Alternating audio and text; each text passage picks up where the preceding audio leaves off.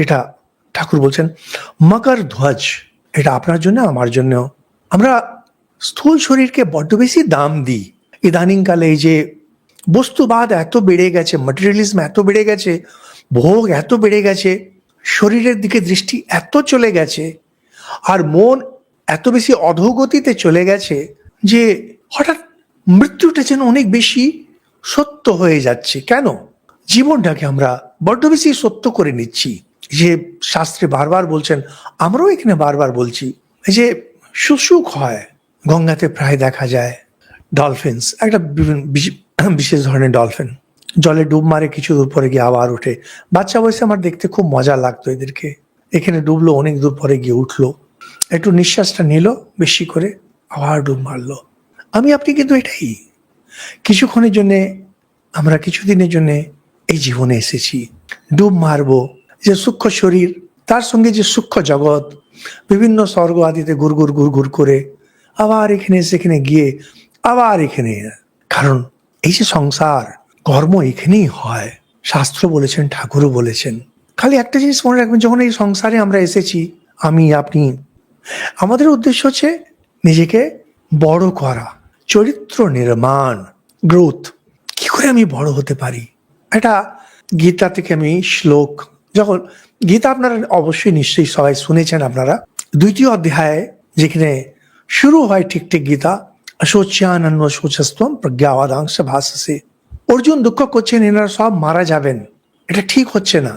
ভগবান তখন বলতে শুরু করলেন, অশোচ্যানন্য শোচস্তম, যেটা তুমি শোক করার মতো নয় সেটাকে নিয়ে শোক করছো। তো না, এটা যা হয়, গীতা তো বাচ্চা বয়স থেকে পড়ছি, বুঝি আর নাই বুঝি, কেমন একটা অবাক লাগতো যে কি বলতে চাইছেন এটা। পরে দেখলাম বলছে যে একজন ভাষ্যকার লিখছেন, ভীষ্ম দ্রোণ এনাদের চরিত্রে যদি পতন হয়ে যেত তাহলে দুঃখের কারণ ছিল। নিজের ধর্মে প্রতিষ্ঠিত, স্বধর্মে প্রতিষ্ঠিত, সেজন্য চিন্তার কিছু নেই। আপনারা রামায়ণ যারা শোনেন, আমাদের শুনবেন, বাংলাতে পুরো রয়েছে রামায়ণ, আর হিন্দিতে চলছে। হিন্দিতে আধ্যাত্ম রামায়ণ আছে, পরে আমরা কখনো পারলে আধ্যাত্ম রামায়ণও করব বাংলায়। শ্রী রামচন্দ্রকে যখন বনবাস দিয়ে দিয়েছেন, ভরতকে ডেকে ফেরত আনা হয়েছে। ভরত যখন শুনলেন যে ওয়ালকাল পরে শ্রীরাম বনে চলে গেছেন, ঘাবড়ে গেলেন যে দাদা এমন কি পাপ করলেন যেটার জন্য এটা হলো।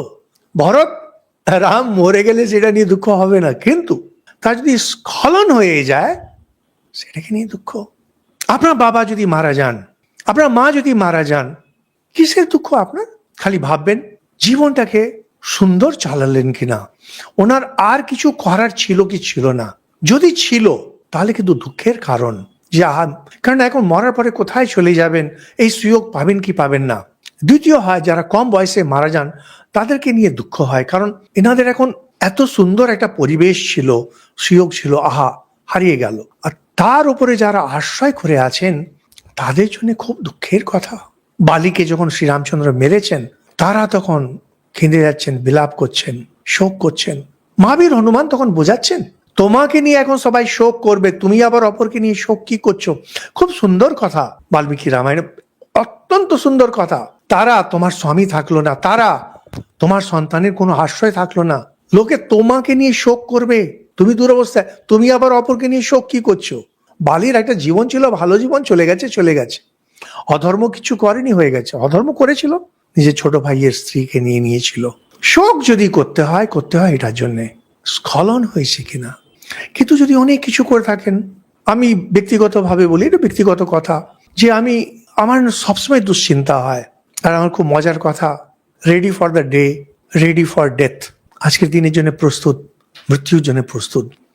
তার সঙ্গে কিন্তু আমার দুশ্চিন্তা হয় 2 ঘন্টা পরে, এতদিন আমি যে সঙ্ঘের অন্ন খেয়েছি, এত লোকের ভালোবাসা যে আমাকে ভালোবেসেছেন, এত যে ঢেলেছেন, তার যে প্রতিদান, এটা কি করতে পারছি, এটা একটা দুশ্চিন্তা আমার থাকে। আর আমি সবসময় মনে মনে এটা হিসেব করতে থাকি যে কাজগুলো করেছি ওটা কি সমানে সমানে কি হচ্ছে, না ওজনে কম পড়ে যাচ্ছে। সমাজ থেকে তো আমরা শুষেই যাচ্ছি না, একটু হিসেব করে দেখবেন, আমি আপনি আমরা সবাই খাওয়া দাওয়া, আশ্রয়, সুরক্ষা, সমস্ত শুষে যাচ্ছি। দিচ্ছেনটা কি আপনি? এই যে দেখবেন এখন ইঞ্জিনিয়ার হচ্ছে, ডাক্তার হচ্ছে, দৌড়ে বিদেশে চলে যাচ্ছে, এত টাকা আয় করছে, পরিচয় দেওয়ার সময় এত টাকা আয় করে, বা কিসে তুমি শুষে যাচ্ছ? তো তুমি দিলেটা কি, তুমি দিচ্ছটা কি? আমার সবসময় দুশ্চিন্তা থাকে যতটুকু নিলাম তার থেকে বেশি আমি ফেরত দিতে পারছি কিনা। কারণ আমার সম্বল মাত্র দুটো, মনের শান্তি, সময়। সময় আর শান্তি ছাড়ার কিছু নেই।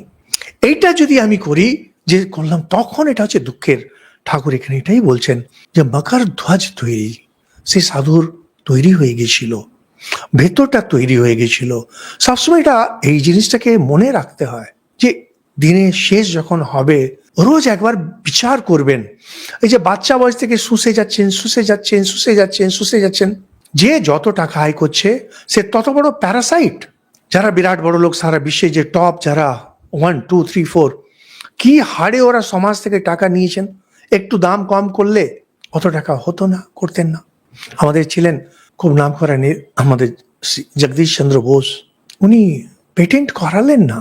ওর কাছে মনে হচ্ছে কেন পেটেন্ট কেন করাবো, আমার বিদ্যা এটা দিচ্ছি, তার বদলে আমি পয়সা কেন নেব? কিন্তু এরা দেখুন কিভাবে নিয়ে যাচ্ছে, শুষে যাচ্ছেন। আমাকে যখনই বলে বিদেশে আছে, বিদেশে আছে, খালি আপনি শুষে নেওয়ার জন্য আরেকটা ভালো পথ বার করে নিয়েছেন, নতুন নতুন পথ শুষে নেওয়ার জন্য। বদলে কি দিলেন? মকর ধ্বজ তৈরি করলেন কি আপনার নিজের ভেতরে? এগুলো অত্যন্ত সহজ, আপনারা হয়তো অনেকবার পড়েছেন ভূ কৈলাসের স্বামীর গল্প, কিন্তু জিনিসটা এত সোজা নয়। এই যে জীবনে এসেছেন মকর ধ্বজ, আপনার ভেতরে ওইটা তৈরি হয়েছে যেখানে সূক্ষ্ম শরীর স্থূল শরীর থেকে আলাদা বোধ করবে, জানবে এই স্থূল শরীর একটি স্থূল শরীর মাত্র, এখান থেকে বেরিয়ে যাবো, আরেকটা ধরবো। উদ্দেশ্য হচ্ছে ভেতরের দিকে যাওয়া, আমি যেটা সেটা হওয়া।